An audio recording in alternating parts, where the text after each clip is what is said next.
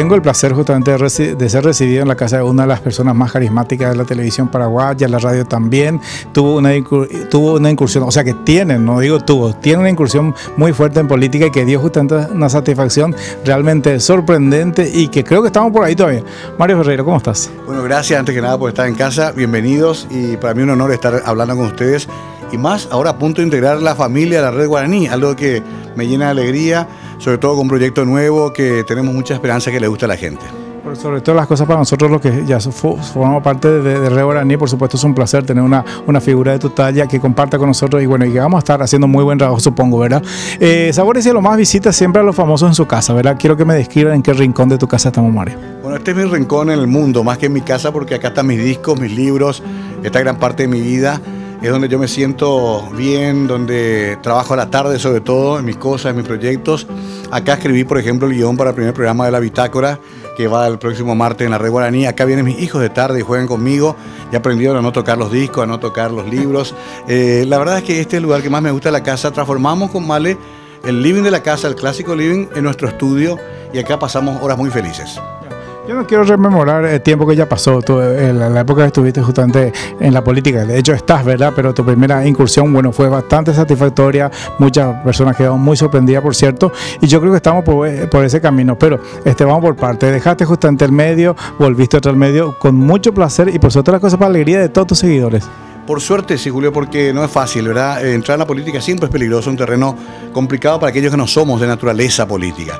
Yo lo que quise hacer, y lo hice de la manera más honesta posible, fue ayudar a un proceso, a mostrar otra opción, que hay otras posibilidades.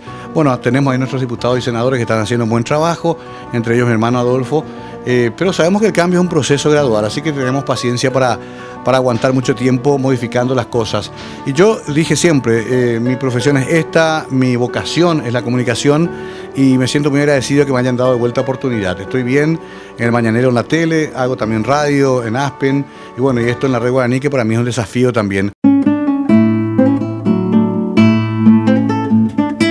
En el caso de La Bitácora es algo muy especial porque es un programa soñado, ya que es un programa donde yo durante una hora tengo la posibilidad de explayarme sobre todo lo que quiera.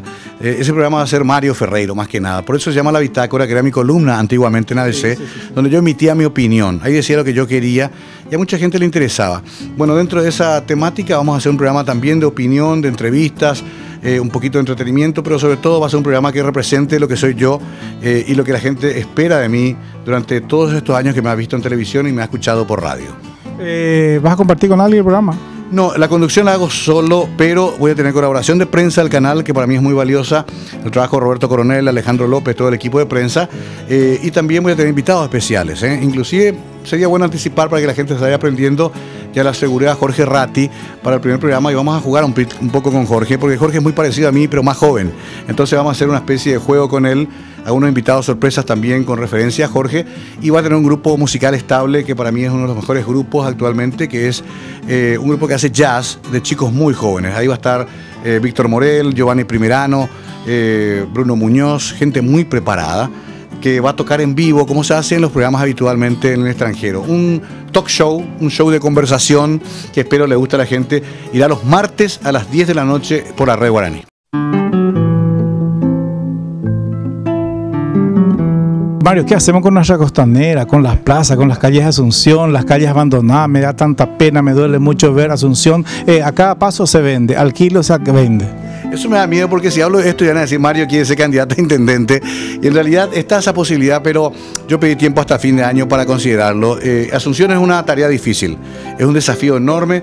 Cualquier persona que se presente, incluyendo el actual intendente, lo sabe, quizás el mejor que nadie, que esta es una tarea casi ciclópea.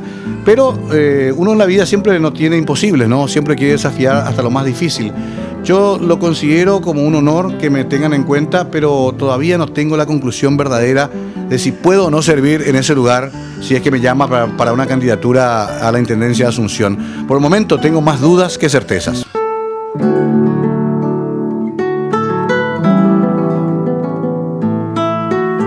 Quizás es más racional decir que quisiera volver, pero en el 2018, desde cualquier lugar, desde una chapa, desde una lista para el Senado, pero me parece más racional para mí, para mi familia, que pensemos en un proyecto para el 2018 y no tanto para el 2015.